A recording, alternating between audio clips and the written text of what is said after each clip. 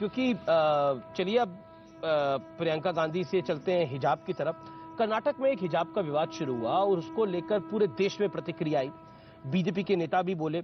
एक स्कूल का विवाद इतना बड़ा नेशनल रूप ले लिया। अब हो रहा है कि यूनिफॉर्म सिविल कोड आज की मांग शुरू हो गई है।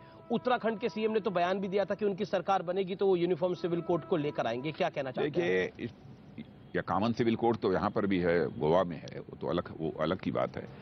लेकिन मैं समझता हूँ कि हिजाब और इस तरह सारे जो मुद्दे जो सामने आए हैं, मामला सब जुडिस है, न्यायालय के विचाराधीन है। न्यायालय के फैसले की हमको प्रतीक्षा करनी चाहिए। अनावश्यक बयानबाजी इस पर नहीं की जानी चाहिए। पर अनावश्यक पर बयानबाजी लगातार हो रही है। ओवैसी कहते हैं कि सोनिया ओवैसी क्या बोलते हैं? ओवैसी कहते हैं कि मेरी माँ को, मेरी बहन को हक है, वो क्या पहने? बीजेपी कैसे डिसाइड करेगी?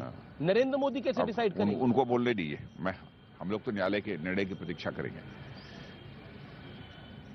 ओवैसी जी तो बहुत कुछ बोलते रहते हैं, हर चीज का जवाब देना उचित नहीं है। और मैं मानता हूं कभी कभी देश हित में भी नहीं है।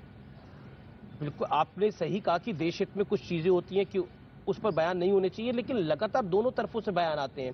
कांग्रेस की तरफ से भी बयान आता है, बीजेपी की तरफ से भी बयान आता है। तो इस पे क्या करा जाएगा? क्योंकि ओवैसी ने तो यह तक कह दिया कि एक दिन हिजाब वाली महिला ही देश की प्रधानमंत्री भी बन जाएगी। तब कैसे रोकिएगा? नहीं, यह तो पंथ निरपेक्ष देश है। कोई भी प्रधानमंत्री बन सकता है, कहीं कुछ हो सकता है। प्रधानमंत्री होता है, कोई व्यक्ति नहीं होता। वो किसी जाति का नहीं होता, किसी मजहब का नहीं होता है। प्रधानमंत्री व्यक्ति नहीं है, स्वयं में संस्था है, इंडिविजुअल नहीं है, इंस्टीट्यूशन है। क्योंकि आप इस देश के वरिष्ठ नेताओं में से एक हैं। मैं आपसे ये जानना चाहता हूं कि कोर्ट में एक याचिका लगाई गई जो कि हिजाब का पक्ष है। उन्होंने बोला कि जुम्मे के दिन और रमजान के हिसाब से हिजाब की इजाजत दी जाए। तो फिर अगर ऐसा होगा तो दूसरी तरफ होगा कि मंगलवार के दिन हमें हनुमान चालीसा पढ़ने की भी इजाजत दी जाए। नहीं, किसने क्या एफिडेविट दी है, क्या कहा, कैसे, इस विवाद में मैं नहीं पढ़ना चाहता। मैं इतना ही कहूंगा, सबसे पहले कोर्ट की जजमेंट की हमको प्रतीक्षा करनी चाहिए। कोर्ट का जजमेंट। लगता है कि ये यूपी इलेक्शन के लिए जानबूझकर विवाद खड़ा किया गया? इस संभावना को भी नकारा नहीं जा सकता। मैं तो पहले से ही कहता रहा हूं कि सब सारी कांग्रेस, सपा, बसपा, सब सारी राजनीतिक पार्टियां तुष्टीकरण की राजनीति करती हैं। बांटो और राज करो, इसी नीति को अख्तियार करके उन लोगों ने बराबर कामयाबी हासिल की है।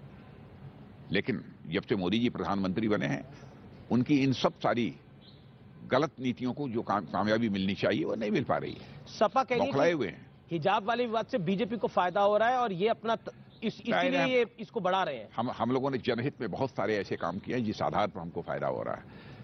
अब हिजाब हमको चुनाव नहीं जीता देगा। जी, मैं अगला सवाल आपसे, क्योंकि पंजाब को लेकर है। प्रधानमंत्री मोदी पिछले दिनों सिख धर्म के कुछ प्रोमिनेंट लोगों से, कुछ महत्वपूर्ण लोगों से मिले।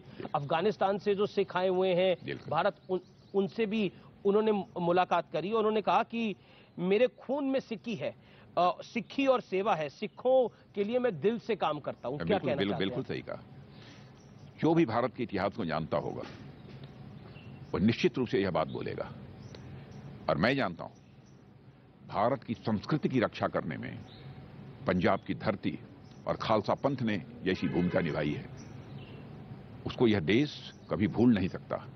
और मैं समझता हूं कि जन जन को इस बात की जानकारी होनी चाहिए।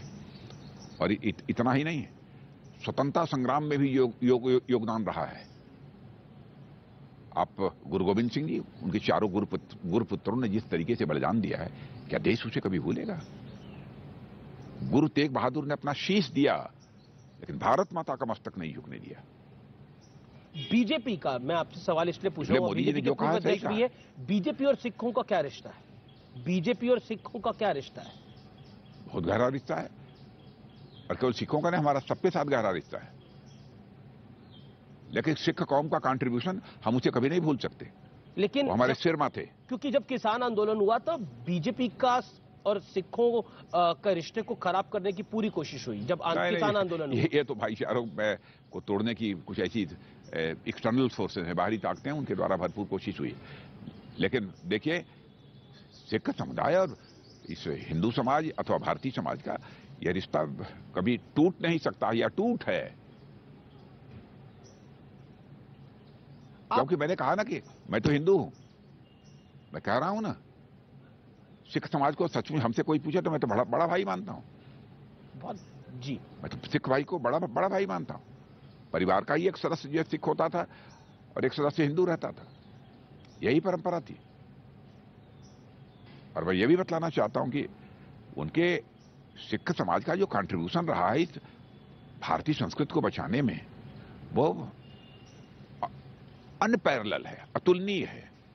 और मैं तो सच्चाई हमसे यदि कोई पूछे तो स्वर्ण मंदिर के ऊपर जो मैं स्वर्ण छत्र लगा हुआ है, उसकी जो चमक देखता हूं, उसमें हमको भारतीय संस्कृति की चमक दिखाई देती है। और भारतीय संस्कृति की जो चमक दिखाई देती है, उसको बनाए रखने में बहुत बड़ा कंट्रीब्यूशन यदि किसी का है तो सिख समाज का है, पंजाब की धरती का है और खालसा पंथ का है। मैं पंजाब के ऊपर आता हूं क्योंकि वोटिंग से ठीक पहले अरविंद केजरीवाल को लेकर एक बड़ा विवाद खड़ा हो गया है। उनके पुराने साथी कुमार विश्वास, जो कि जाने माने कवि हैं, उन्होंने बड़े गंभीर आरोप लगाए हैं। इस पर आप क्या क्या कहना चाहते हैं? अब कहा होगा तभी ना उन्होंने कहा है,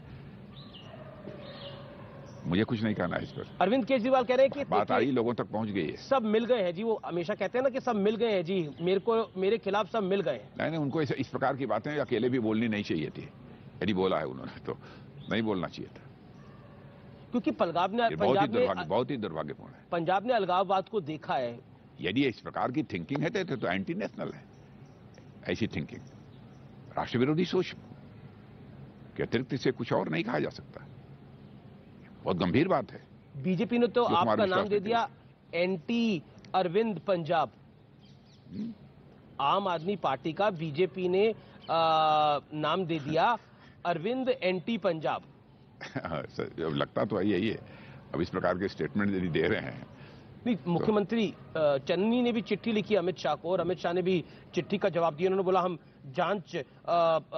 जांच इसकी हम कराएंगे। क्या आपको लगता है ये बहुत सीरियस मैटर है? नहीं, बहुत गंभीर बात है। यह बात यदि सिद्ध हो जाए तो यह इस प्रकार का स्टेटमेंट देने वाला व्यक्ति वो तो एंटी नेशनल है अथवा एंटी नेशनल एक्टिविटीज में इन्वॉल्व माना जाएगा। यदि कोई ऐसा स्टेटमेंट देता है तो इसलिए जांच होने दीजिए, जो तथ्य होगा सामने आ जाएगा। क्या आपको लगता है इसका असर पंजाब के चुनाव पे भी पड़ेगा? मैं समझता हूं कि निश्चित रूप से पड़ना चाहिए। एक मुद्दा जो आपने भी उठाया, वो देश के प्रधानमंत्री ने भी उठाया कि इतिहास में भारत को पूरा मौका मिला था कि करतारपुर साहिब को वो अपना हिस्सा बना सकता था। क्या इसके मायने क्या? सचमुच मुझे भी लगता है, काश ननकाना साहब और करतारपुर साहब यदि ये भारत के हिस्से होते, क्या बात होती। लेकिन मान लिया किन्हीं परिस्थितियों में, वैसे तो भारत का विभाजन धर्म के आधार पर होना ही नहीं चाहिए था, हमारा मानना ही है जी। लेकिन मान लीजिए कि यदि ननकाना साहब बहुत दूर था, किन्हीं परिस्थितियों में चला गया, तो उसकी तो कसक है ही ननकाना साहब की भी। लेकिन अच्छा रहा होता, थोड़ी सी और एक्सरसाइज की गई होती, 2-4